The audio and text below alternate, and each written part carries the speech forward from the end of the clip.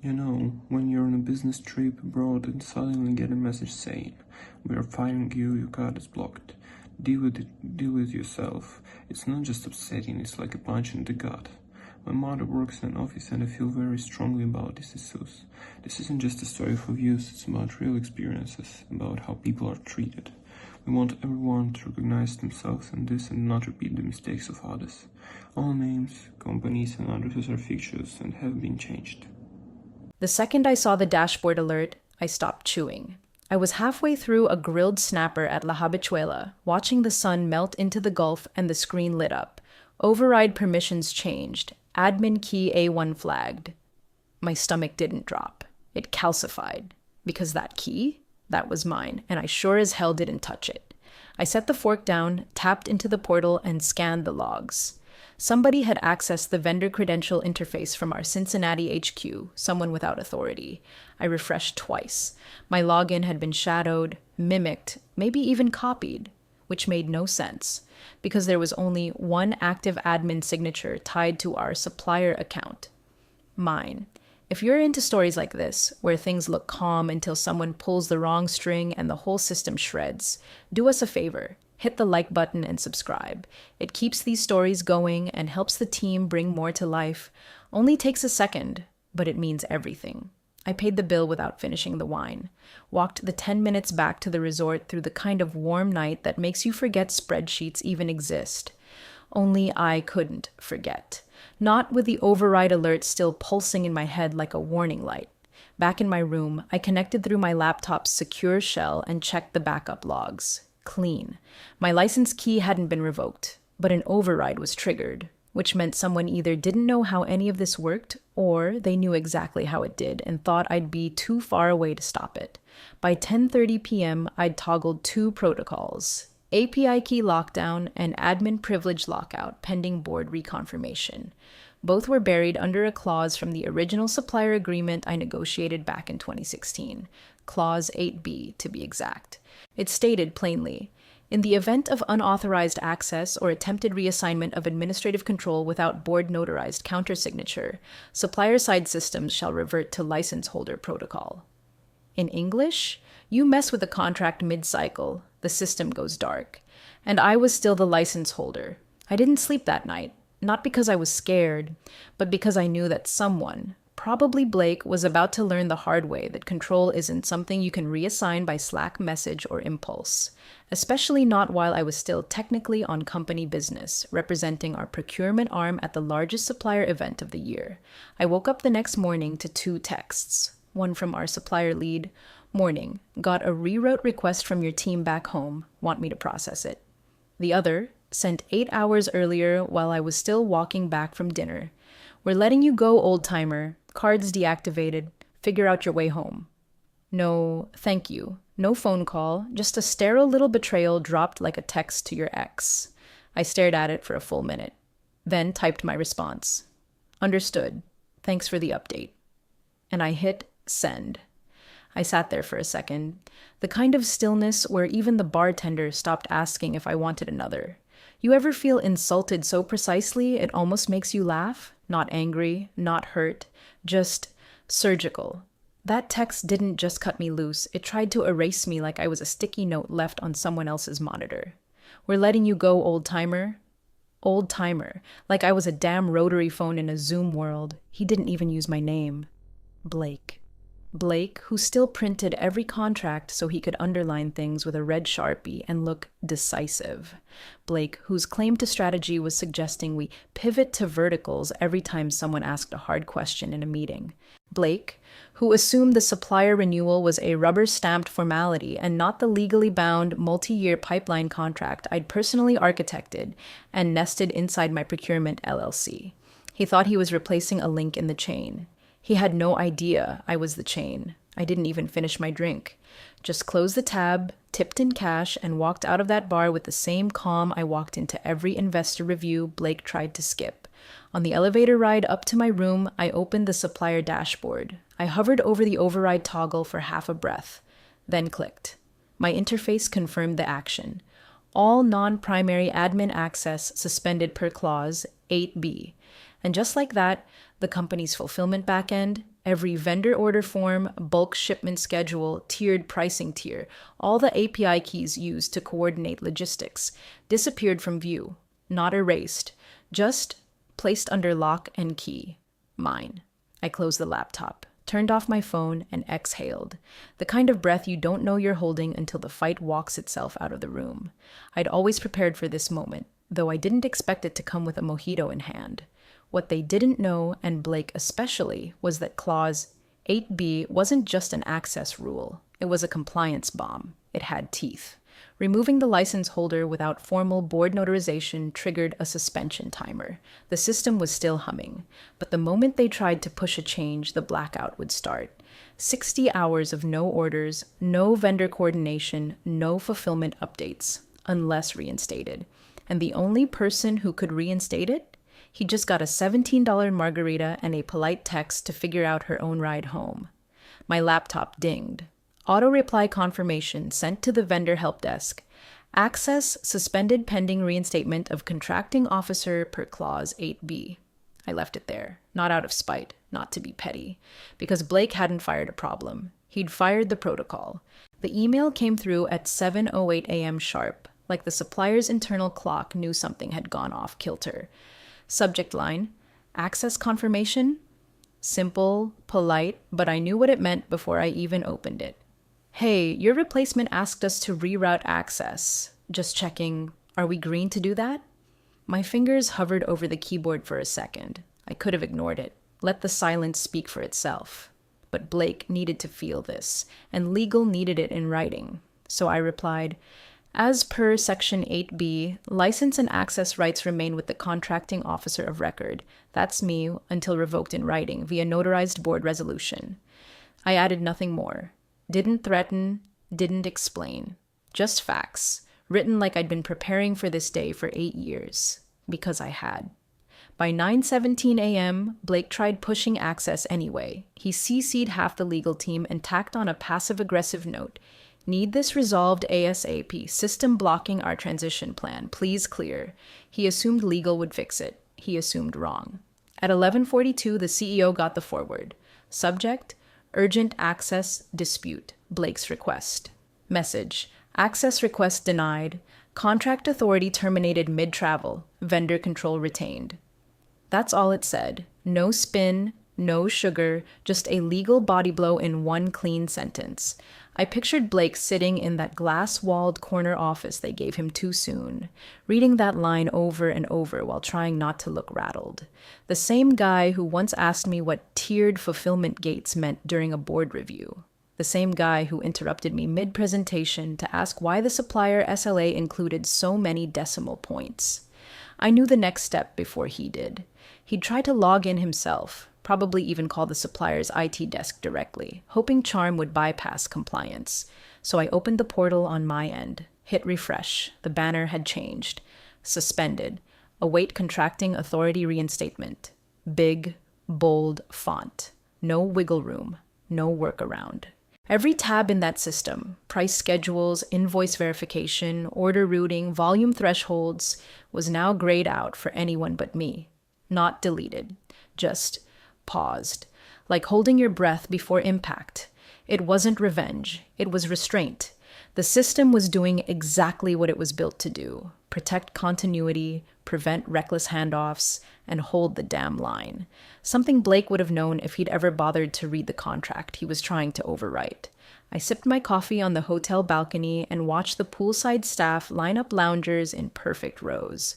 Meanwhile, 1,700 miles away, the man who fired me mid-negotiation was trying to figure out how to explain to the CEO that the entire supply chain was sitting behind a digital firewall with my initials on the keys. He hadn't fired an employee. He'd unplugged the engine. Friday morning came with no fanfare, just silence where there should have been movement. I didn't need access to the dashboard to know something had cracked. The supplier's autosync reports should have gone out at 3:15 a.m. sharp. 14 files cross-referenced, merged, and pushed live to our internal fulfillment system. Instead, nothing. No order confirmations, no restock pings, no scheduled dispatches for next week's East Coast contracts. I wasn't there, but the symptoms followed a pattern I knew better than I knew most people. Delays in procurement aren't loud. They're invisible until you run out of things to sell. By noon, the warehouse queue had stalled. Teams tried to reconfigure the integrations, bypass the error messages, even strip the workflows down to manual entry, but they couldn't log in. The keys weren't just missing, they were invalid, because those keys were tied to McAllister Holdings, and McAllister Holdings was still listed as License Authority through 2026, exclusive unless revoked by board vote. I drafted that clause with 2 attorneys back when everyone assumed I'd be retiring quietly someday. They just never asked what quietly meant. That afternoon, a senior OPS manager messaged me, brief, professional. Unclear if this is a glitch or protocol, but the vendor interface is frozen across all lanes. Let us know if something can be done. I didn't answer, not out of spite. I was no longer on payroll. My contract had ended, and with it, my responsibility to respond. By Saturday morning, I was sipping coffee on the balcony while reading the escalation thread forwarded by someone on the inside. It started with confusion. Can someone explain why our orders aren't syncing? Then came denial. This is probably a firewall issue, escalating to IT. Then panic. Why does the portal say McAllister Holdings, Limited, license retained until 2026? I closed my eyes and let the breeze roll through the open door. The best one came from Carla, our logistics VP. A Slack screenshot caught it. Did Blake just fire our contracting officer mid-renewal? 4 dots blinked under her message, then nothing. By Sunday, the numbers were climbing. Missed restocks, disrupted shipments, customer penalty fees, sales teams fielding calls with 0 ETA, and Blake? He'd gone quiet. No public emails, no all hands, no emergency Zooms, just a crater where leadership was supposed to be. The system wasn't failing. It was doing exactly what I designed it to do when stripped of a verified signatory. Enter lockdown. Preserve integrity. Suspend action until authority was reinstated through proper process. And the only person who could do that was watching iguanas skitter across sun-warmed stone while sipping a second coffee with a dash of cinnamon. They hadn't replaced me. They'd just unplugged their only working map. They called it an emergency alignment session, which is corporate for somebody screwed up so badly we need everyone in one room before the shareholders find out. The invite went out at 6:47 a.m. Eastern. I know because one of my former team leads forwarded it to me with a subject line that just said, "They're panicking." From what I was told, Blake tried to walk in like nothing was on fire. He kicked it off with a line about strategic repositioning, saying I'd been planning to step back for months and this was all ahead of schedule. He even used the word streamlining. That didn't go over well. Legal interrupted within 2 slides, and when legal interrupts, the walls usually shift. You terminated a signatory while they were in active contract negotiation abroad, Michelle from legal said, flat and brutal. There was no revocation process, no reassignment filed with compliance. The board wasn't consulted. We've defaulted breach. That means we violated the agreement we wrote. Silence. The kind that pulls all the oxygen out of a conference room. Then the CEO leaned forward, fingers steepled like he was praying for a different answer. Who owns the current supplier contract? Michelle didn't flinch. McAllister Holdings Limited, she built it. We never moved it. That's when the unraveling began. Legal pulled up the agreement chain, time-stamped, countersigned, nested inside 2 layers of licensing rights, and updated with a 2021 renewal clause that reinforced my entity as the primary controller until the board voted otherwise. Which, surprise, never happened. They tried to shift blame to procurement, asked why no one caught this sooner. But the answer was simple. I was procurement. And no one ever questioned it until Blake decided I was expendable because I didn't wear sneakers with suits or run strategy sessions with buzzwords and post-it notes. One of the analysts ran a backtrace on vendor-side API activity and found something else. My system, the one they tried to overwrite, had an automated weekly digest set to ping my holding account. The report read, API attempts logged, 14 valid sessions, 0 blocked attempts, unauthorized access detected. Session ID, Blake WCSO. They had receipts, and receipts don't lie. The CEO didn't raise his voice. He didn't have to. He just looked at Blake and said, "You fired the architect of our fulfillment pipeline during active renewal, without reassignment. And now we're locked out of our own supply chain. That call didn't end with a plan. It ended with legal putting together a liability assessment and the CEO asking for a list of everyone Blake had terminated in the past 3 weeks. My name was at the top. But the contract? That still had mine on every page. By Tuesday morning, every login attempt hit the same digital brick wall. Operations, logistics, even C-suite level access, all greeted with the same unmovable message in block gray text on a white background. Contract terminated without compliance. Await formal reinstatement from license holder. No password reset, no backdoor, no override, just silence. People scrambled. Passwords were reset dozens of times, devices rebooted. Someone even suggested calling the supplier's general hotline, like this was a cable outage and not a full-scale fulfillment lockdown. Blake sent the first email at 6:12 a.m. My inbox flagged it, but I didn't open it. Subject: Need to discuss portal access urgently. Message: just one line. Appreciate a callback at your earliest convenience. An hour later came the second. This one was longer. A little apology peppered in, something about miscommunication and hope we can clear this up amicably. Still didn't answer. Then came the call. I let it ring twice before declining. He left a voicemail. I didn't listen. But legal didn't waste time with niceties. They sent a formal letter requesting a meeting to discuss contract realignment and mutual compliance obligations. They knew. My original agreement, the one they'd never bothered to read, had a fail-safe written into the final clause. Clause 18E. Should the contracting officer be removed, terminated, or displaced without proper protocol. C8B. All associated vendor platforms shall enter compliance hold until full reinstatement is processed. The wall they hit wasn't a glitch. It was the result of their arrogance weaponizing itself. No supply chain routing, no volume forecasting, no vendor restock notifications. Just a digital embargo wrapped in legal precision. Someone on the inside, one of Blake's own direct reports, leaked a screenshot from their Slack thread to HR. Subject: Urgent. Need escalation. Message: We've lost approx 3.2 malware in coordination-related delays since Friday. Supplier blackouts impacting 3 distribution zones. Blake says he's handling it, but this was never a transition. It was a purge, and now we're bleeding. Another message underneath from a junior ops lead. Wait, did no one realize she owned the infrastructure? Apparently not. They thought I was just the middle-aged woman who ordered catering and color-coded Gantt charts, the one who always brought an extra phone charger to summits. They didn't realize the system ran because I built the system. They found out the hard way. And the system? It didn't care about ego. It only recognized protocol. The moment they realized there was no way around the system, they did what every cornered exec team does. They turned to legal and begged for a shortcut. Legal, in turn, did the one thing that should have been done before Blake ever sent that smug little termination text. They opened the archive.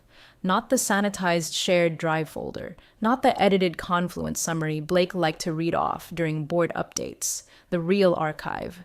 The one I'd maintained for 8 years with full audit trails, signature logs, original procurement diagrams, and every single amendment tracked to the minute. It didn't take them long.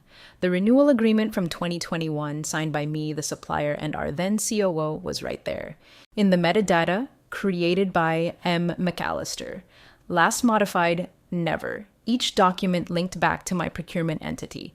License ownership clearly spelled out, not just in body text, but in bold headers. Every contract tagged with a footnote that read, authorization valid through 2026 unless reassigned by board resolution. And there it was, clause 11A, buried in my original onboarding letter from 2015, the very first page of the vendor continuity agreement. Sole procurement custody unless formally reassigned via board vote. They pulled the document, found the page, highlighted it, stamped, active, not expired, not ambiguous, not even up for interpretation. And when they searched for the reassignment file, they found nothing. No votes, no signatures, no board notification, just one unilateral text from Blake, firing the only person who legally had the right to control the system. To make things worse, in my archived inbox under a folder titled Compliance Triggers, They found a PDF with a name so ironic it might have been a joke if the stakes weren't 7 figures deep. Termination protocol flowchart PDF color-coded, step by step, with a red box that read, "Stop. Are you attempting to remove a signatory without board counter-signature? If yes, breach." Blake had skipped all of it, and now legal had a printed copy of that flowchart taped to the inside of a file box. Blake didn't make another public appearance that week. Rumor was his badge access had been temporarily disabled after HR flagged 2 additional terminations he'd pushed through without compliance review. They froze those too, because it turned out I wasn't the only one Blake tried to erase. I was just the one holding the keys when the lights went out.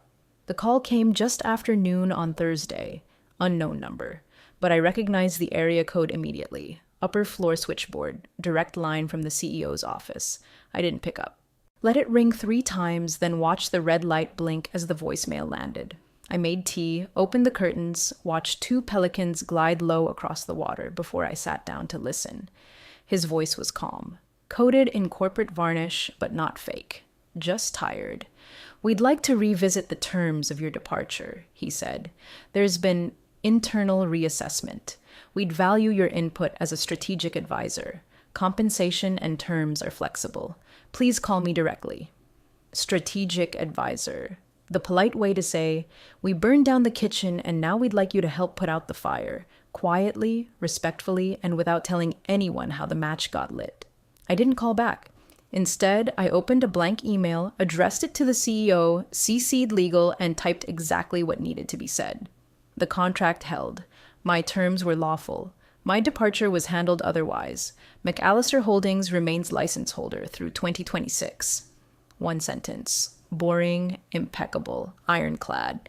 Below it, I added, "If reinstatement is required, I recommend Rhea Patel for transitional access. She's trained on system protocols and maintained sublicense familiarity. Escrow agreement must be signed before credential transfer." No pleasantries, no apology, no bitterness, just protocol. A few minutes later, a reply came in from legal. "Understood. We'll prepare the escrow terms and notify Ms. Patel. Thank you for the recommendation." The CEO never followed up. I didn't expect him to. He got the message, not just in my wording, but in my silence. The kind that doesn't slam a door. It just lets the hinges rust shut. And Blake? His supply chain simplification initiative, the one he paraded around for 2 quarters like a TED Talk waiting to happen, was quietly pulled from the project calendar. No announcement, no explanation. Just a little digital tombstone on the roadmap labeled Deferred Q4. It never made it past the slide deck stage, because sometimes the biggest change isn't loud. It's the quiet vacuum left behind when control slips through your hands and lands smoothly into someone else's, someone who never needed to shout to be heard. It took them 3 weeks to put the system back together, and even then, it limped. The supplier portal came back online only after escrow agreements were finalized, access tokens rebuilt from scratch, and a quarterly audit schedule hard-coded into the new protocols.